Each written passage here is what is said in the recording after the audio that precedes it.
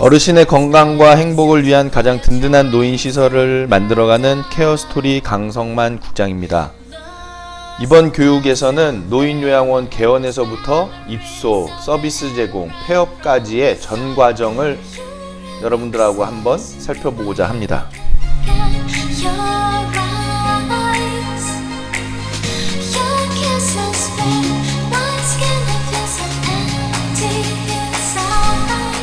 아마 오늘 영상을 보시게 되면은 노인요양원이 어떻게 개원이 돼서 개원 이후에 어떤 일들이 벌어지고 또 어떤 일들을 해야 되고 또 서비스는 어떤 과정을 거쳐서 제공이 되고 또 그에 따라서 어떤 사유로 인해서 폐업이 결정되고 그리고 폐업을 하기 위해서는 무슨 일을 해야 되는 것까지 요양원의 처음과 끝을 전 과정에 대해서 보여드리도록 하겠습니다.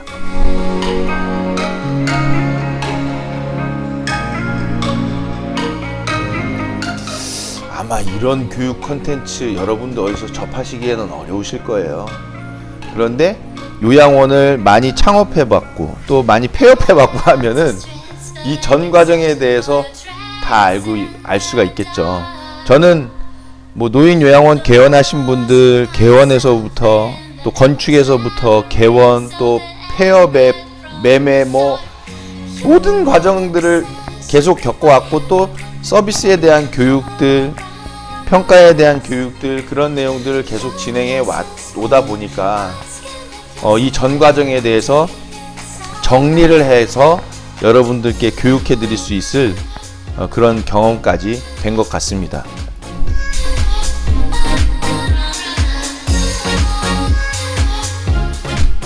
어쨌든 오늘 이 영상을 통해서 여러분들께서 이 노인요양원의 개원과 시작과 끝을 알게 되기 때문에 아마도 노인요양원의 이 전체적인 시야가 지금 창업 전에 계신 분들이라면 크게 확장이 될 거고요.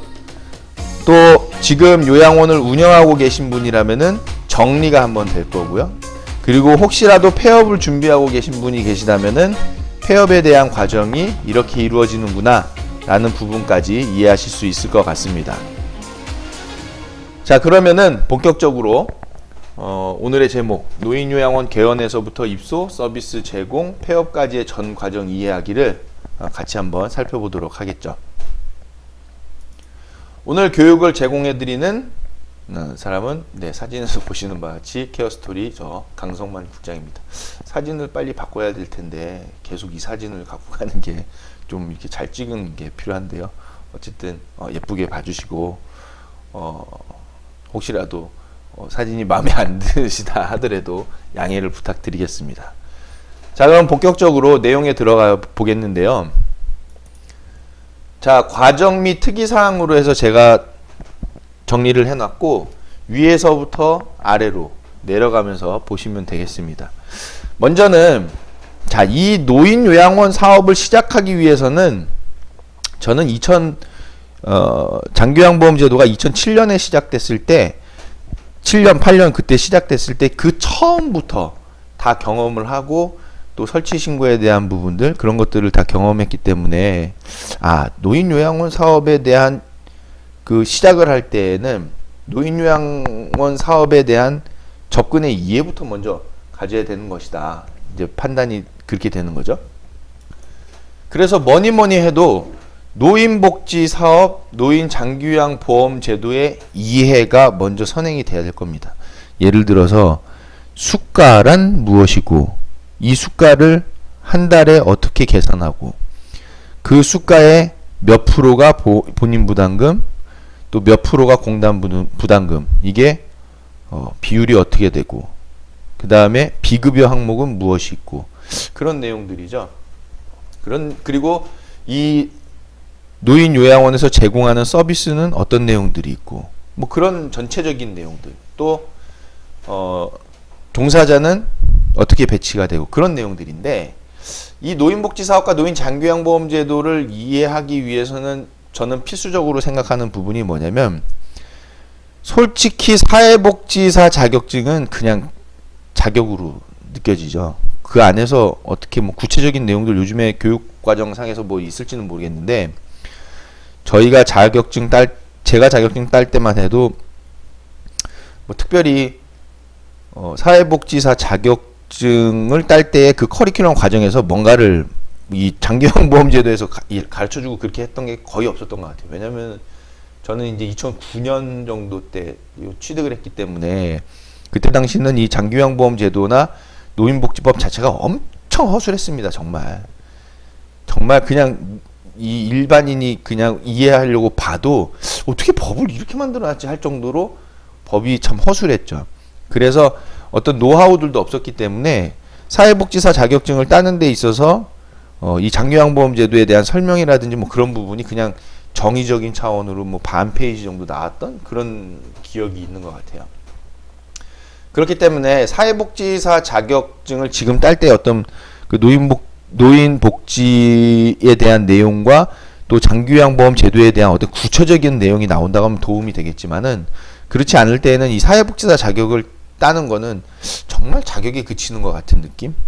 근데 이 사회복지사 자격을 딴다는 게 어쨌든 이웃을 도와주고 타인을 도와준다라는 개념의 복지인 거거든요. 그래서 사회복지사가 하는 일은 그거거든요. 말 그대로 도와주는 일.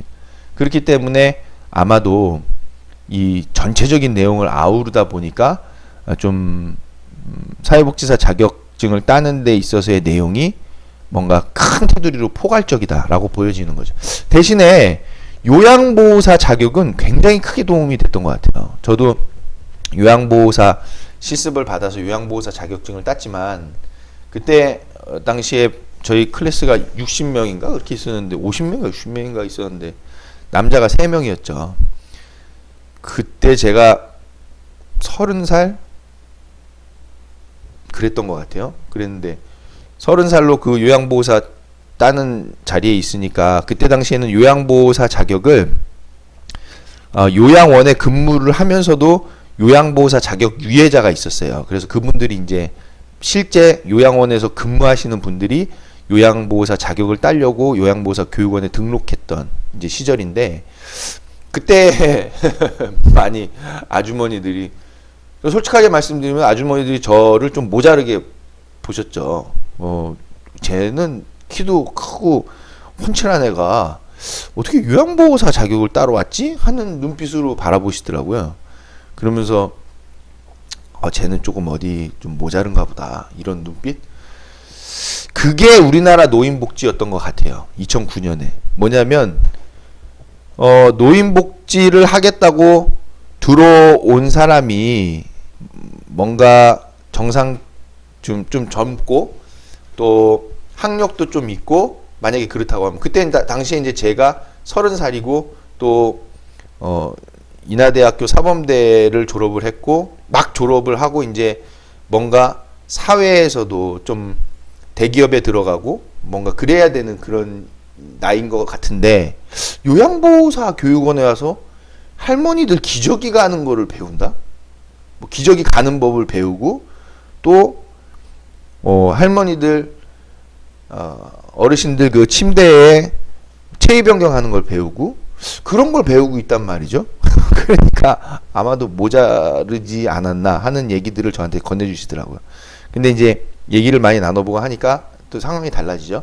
그래서 그때 같이 공부했던 분들이 많이 도움을 저한테 받는 분들도 계신데, 우리나라 노인 요양의 그 실정은 그런 것 같아요. 뭐 그런 저희처럼 젊은 사람이 이 요양계에 들어오면은 좀 약간 모자르게 보고 좀 들어오지 말아야 할 뭔가 하자가 있나, 그렇게 생각들을 하시던 때, 그러니까 수준이 낮았다라고 보여줄 수밖에 없죠. 근데 이제 저는 그런 상황인 줄 몰랐고, 우리나라 요양 이 제도 상황이, 실정이, 노인복지 실정이 그런지는 전혀 몰랐죠. 다만 학교에서 배울 때, 평생교육에 대해서 배울 때, 이제 앞으로는 노인복지 방향이 블루오션이다라는 부분을 많이 들어서 중등교사로 가기보다는 노인복지 쪽으로 가는 거를 선택했고, 나름대로 모험이나 이 창의적인 거를 좋아하다 보니까, 그리고 또 부모님께서 요양원을 운영하고 계셨고, 그래서 그런 부분들을 계속 도와드리다 보니까 이제 자연스럽게 시설에 대해서 접했던 부분이라 이 노인복지를 선택하게 됐는데, 예상하고는 완전히 달랐죠. 그래도 그나마 지금은 많이 좋아진 상황입니다. 어쨌든 그때 당시에 제가 제일 먼저 했던 것은 뭐였냐면, 이 노인복지 사업에 대한 이해와 노인 장기요양 보험 제도의 이해부터 출발을 했습니다. 왜냐면 아무것도 모르니까. 노인 장기요양 보험 제도가 도대체 무엇인가? 공단에서 그 건강보험공단이죠. 거기서 이 장기요양 보험 제도 시작하니까 와서 설명회도 듣고 하세요라고 해서 갔는데, 그때 건강보험공단이 이제 그 시설들 대하는 그 분위기가 뭔가 도둑놈 대하는 듯한 느낌도 받고 막 그랬었어요. 왜냐면은 뭐 마치 나라의 세금을 좀 먹는 듯한. 그리고 그때 당시 건강보험공단 이사장님이 그 뭐 검찰 출신이신가 검사 출신이시랬나 안기부 출신이라고 하셨던가. 그래가지고 뭐 안기부 출신이고 뭐 그러시니까 여러분들 이 뭐 범법행위를 하게 되면 다 걸린다는 식으로 얘기를 하는데, 제가 처음 들어갔던 이 노인복지 이미지는 그거였어요. 건강보험공단으로부터 받은 이미지, 뭐 또 요양보호사 교육원에서 받은 이미지, 모자란 사람 취급받고 또 범법자 취급을 받는, 이게 노인복지인가? 라는 게 처음부터 아주 꿈이 와장창 깨졌죠. 근데 지금 이제 10년이 지나고 나서 지금 현재는 많이 좋아진 편이다. 그런데 좋아졌기는 하지만 그때 그런 상황보다도 지금에 있어서의 상황이 오히려 좀 더 안타까운 방향으로 흐르고 있지 않나라는 것이 보입니다. 예를 들면 이 요양원 운영에 대한 부분이 너무 지나치게 비즈니스적으로 흐른다든지, 복지에 대한 그 마인드가 부족하다든지, 또 이 설립 취지라는 그런 부분들이 설립 취지라는 내용보다도 뭔가 요양원에 대한 매매, 뭐 또 입소자를 채워서 수익을 내는 그런 방향 쪽으로만 치우치다 보니까, 글쎄요, 노년의 삶을 행복하고 건강하게 유지하실 수 있게끔 하는 요양원 또는 실버타운, 또 어르신이 인간다운 삶을 누리면서 이 마지막 순간을 맞이하는 그런 최후의 장소, 그렇기 때문에 축제가 되어야 할 아름다운 장소여야 할 요양원이 아름답지 못하고 갇혀져 있는 듯한, 묶여져 있는 듯한, 그리고 단순히 먹고 죽음을 기다리는 장소로 돼버리는 것 같아서 안타까움이 크죠. 그래서 노인복지사업과 노인장기요양보험 제도의 이해가 저는 첫 단추이기 때문에 무엇보다도 가장 중요하다고 보여집니다. 이 첫 단추에 대한 이해를 수익으로만 접근하게 되었을 때는 결국에는 운영 자체가 수익으로 운영이 되고 수익으로 마무리될 수밖에 없겠다라는 부분이지만, 뭔가 처음에 이 첫 단추 자체가 인간다운 삶, 특히나 노년의 마지막 삶에 대한 축제의 장이 되는 마지막 든든한 보금자리라는 부분으로 출발을 해서 이 노인 장기요양 보험 제도를 이해하고 어르신의 건강과 행복을 위한 가장 든든한 노인복지 시설을 만들어가는 쪽으로 초점을 둬서 노인복지도 이해를 하시게 된다면, 아마 이 이후의 과정들은 그냥 단순한 그 목적을 이루기 위한 한 단계 한 단계의 계단과 과정이 되지 않을까라는 생각이 드는 거죠. 그래서 노인복지 사업과 노인장기요양 보험 제도의 이해가 굉장히 중요하겠다라는 부분을 먼저 말씀을 드립니다. 그 다음에는 노인복지법, 그리고 노인장기요양보험법의 이해도 필수적이겠죠. 왜냐하면 법을 알아야 이 룰이 어떻게 되어 있는지 알 수가 있죠. 그리고 법에 따라서 또 이 고시라는 부분은 제가 여기 적지는 않았는데, 왜냐하면 고시는 이제 디테일적으로 들어가야 되기 때문에 그 밑에서 이제 말씀드리기로 하고, 법을 알아야 설립을 할 수도 있고, 법을 알아야 이 전체적인 내용이 어떻게 돌아가고 운영이 되고 있는지를 알 수 있겠다라는 부분으로 해서 창업을 하시기 전에 먼저 부지를 선정하시고 매입하시기 전에 먼저 노인복지법과 노인장기요양보험법 정도는 한 번쯤 보시고 이 제도에 이 시설을 창업하는 과정에 들어서시기를 먼저는 당부를 드리는 바입니다. 자, 그 다음에 제가 국민건강보험공단 평가의 이해를 첫 과정에다가 첫 단계에다 넣는 이유는 평가를 이해하면 노인요양시설, 노인요양 공동생활 가정을 설치하고 창업하는 데에 필요한 건축의 방향, 또 기능 공간들의 설치, 배치, 또 어떻게 해야 어르신들께 조금 더 적합한 시설이 될까? 그리고 법적으로 반드시 설치되어야 하는 부분들, 그런 내용들을 먼저는 알 수 있게 되는 것이거든요. 그래서 이 노인요양원 사업을 시작하시기 전에 노인복지법, 노인장기요양보험법을 보셨다고 하면 그 다음 단계로는 국민건강보험공단의 평가도, 평가 내용 매뉴얼도 한번 꼭 정독을 하셔서 이해하실 수 있어야 되겠다라는 겁니다. 그래서 저희가 케어스토리에서는 이 국민건강보험공단의 평가에 대해서 저희가 다시 또 교육으로 안내를 드릴 텐데, 그때 이제 그 교육을 보시면서 같이 이해를 하시면 좋을 것 같습니다. 자, 그 다음에 이런 내용들이 다 준비가 됐으면 우리가 노인요양원을 설치할 부지를 선정해야 되겠죠. 부지를 선정하면 당연히 이제 매입을 하게 되겠다. 여기서 이제 부지 선정에 있어서의 주의할 사항들이 있죠. 뭐냐면 이 부지가 노유자 시설, 노인 복지 시설을 건축할 수 있는 부지인가, 그에 대한 검토가 들어가야 되겠죠. 그래서 이 검토에 대한 부분은 당연히 뭐 건축을 하기 위해서는 건축사 사무소를 우리가 섭외를 해서 접촉을 해야 되기 때문에 건축사 사무소를 통해서도 이 부지가 노유자 시설로 건축이 가능한지 그런 내용들을 다 꼼꼼히 알아보고 나서 이제 부지를 선정하고 매입을 해야 되겠다. 이 부지 선정은 뭐 이제 부지가 시내권이냐 아니면 시외권이냐, 또 시외권 중에서도 뭐 산으로 또 나무가 우거진 자연적인 그런 조건을 가지고 있느냐, 외곽에 있으면서, 아니면 그냥 뭐 외곽이라 하지만 그래도 도로 쪽에 뭐 위치해 있느냐, 뭐 그런 여러 가지 내용들이 있을 거예요. 그래서 이 부지 선정에 있어서 여러분들이 고민해야 될 부분들이 많죠. 특히나 인접성, 그리고 홍보가 될 수 있는 그런 홍보 자리인가, 눈에 잘 띄는 그런 자리인가, 또 어르신들에게 산책을 제공을 잘 해드릴 수 있는 그런 부지인가, 여러 가지 내용들이 검토가 되어야 할 것이다. 그래서 이제 부지 선정을 하고 매입을 하게 된다는 거죠.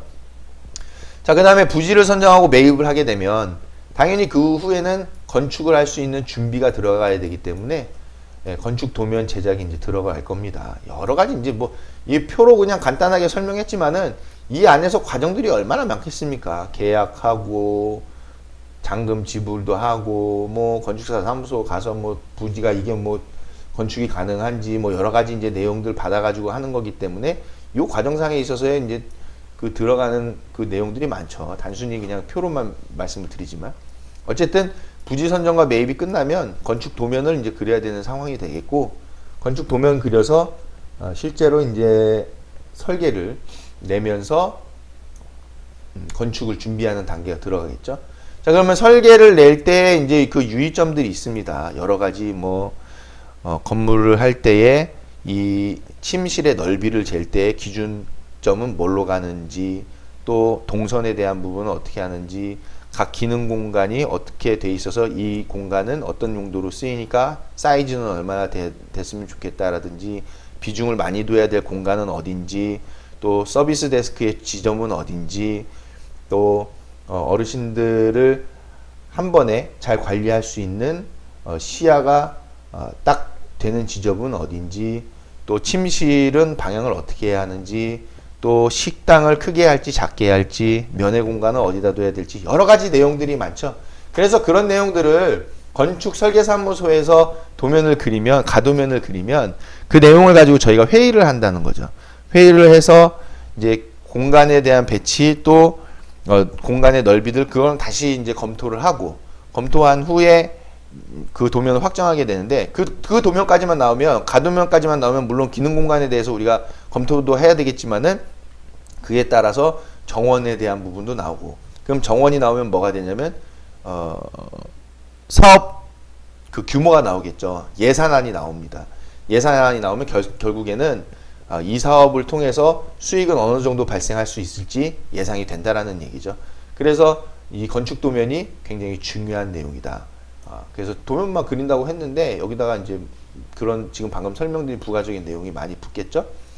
그리고 건축이 아니라 그냥 단순히 상가에다 용도 변경만 해가지고 진행하는 경우들도 있을 거예요. 그때도 마찬가지로 설계사무소 통해서 용도 변경이 가능한지 또 가능하면은 그러면 이제 도면을 그리게 되고 가도면이 먼저 나와서 그 내용을 가지고 사업의 규모도 판단을 하고 또 그에 따라서 우리가 시공사를 통해서 견적을 낼 수 있는 그 근거 자료가 되겠죠. 자, 그래서 도면이 나오면 당연히 시공사를 선정을 합니다. 시공사 선정은 굉장히 중요한 내용이죠. 건축을 맡게 되는 입장인데 첫째로는 뭐 믿을 수 있어야 한다는 게 제일 중요하죠.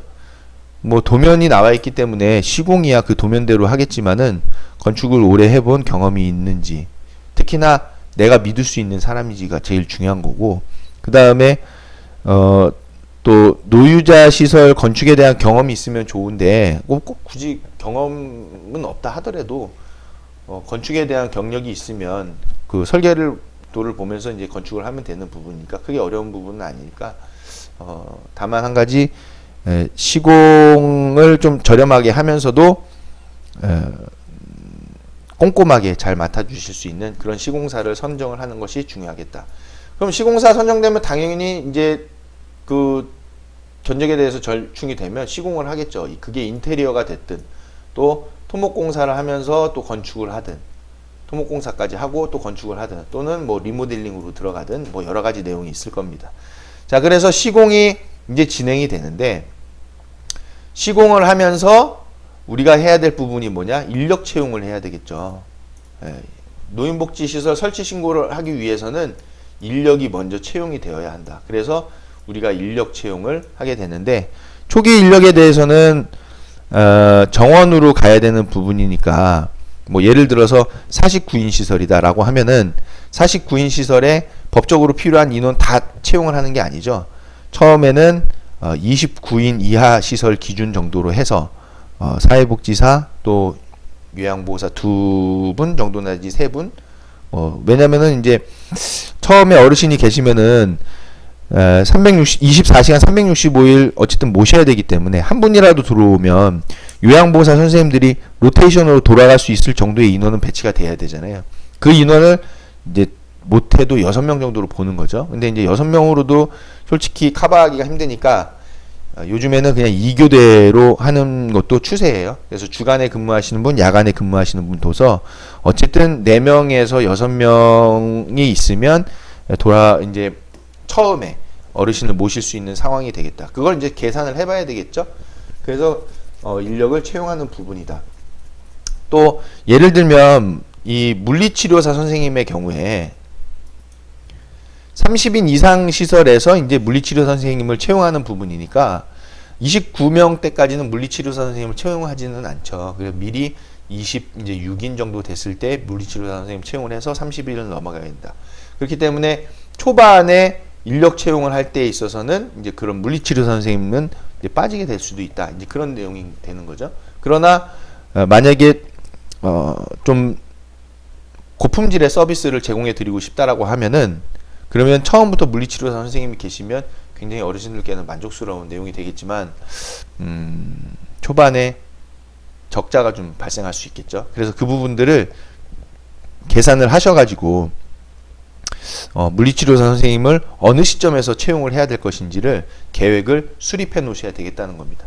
그 계획이 이제 2단계에서 수립이 되는 거죠. 설계를 냈을 때 이미 물리치료사 선생님을 언제쯤 채용을 하는 것이 좋을까라는 부분도 타진을 하고 계시면 좋겠답니다. 자, 인력까지 채용을 했으면 시공이 계속 진행되는 과정에서 집기 구매 이제 하게 되겠죠. 그 집기 구매를 하고 이제 비치를 하게 되겠다. 집기를 다 집어넣는 거죠. 침대, 냉장고, TV, 또 컴퓨터, 프린터, 의자, 뭐 또 산소통, 뭐 들 것 너무 많죠. 너무 많은데 또 술술술 안 나오네요. 하여튼 너무 많아요. 많은데 그것들을 이제 다 집기를 구매해서 비치를 하면 되겠다. 저희 그 밴드에 지금 집기 구매 목록이 있죠. 여러분들 그 내용 보시고 집기를 구매하시면 될 것 참고를 하시면 될 것 같습니다. 그래서 집기 구매해서 이제 비치를 하게 된다. 자, 그 과정에 있어서 이제 완공이 되겠죠. 완공이 되면 그러면 건축물 대장에도 이제 등재가 되고, 그리고 등기부 등본에도 등재가 돼서 등기 권리증이 이제 나오겠죠. 그러면 우리가 그 내용을 가지고서 시군구에 설치 신고와 장기유양 기관 지정 신청을 낸다. 그래서 이 내용이 이제 10일가량 소요가 되는데 더 걸릴 수도 있죠. 만약에 빠꾸맞게 되면은, 지적받게 되면은 그 내용을 다 보완해서 다시 내야 되는 거죠. 그래서 요 신청서 딱 제출하면은 한 10일 정도 걸리는데, 제가 보기에는 이제 12월 12일 이후부터는 한 15일 정도는 걸릴 수도 있겠다. 그리고 저희 케어스토리에서 계속 이 설치 신고하는 과정에 대한 문제점을 좀 알리고 있기 때문에 그런 부분들이 좀 보완이 된다고 하면은 제 생각으로는 15일에서 20일 정도는 소요될 수 있는 상황까지도 올 수 있겠다라고 보여지죠. 그게 정상적인 거거든요. 지금 10일 정도 가지고, 물론 이게 그 문제가 있는 부분이 뭐냐면 여기서 인력 채용이 들어가기 때문에, 여기서 인력 채용 들어가서 요 기간까지 이분들에게 급여도 주는 것도 아니고 또 급여를 안 줄 수도 없고 하는 상황들이, 애매한 상황들이 벌어져요.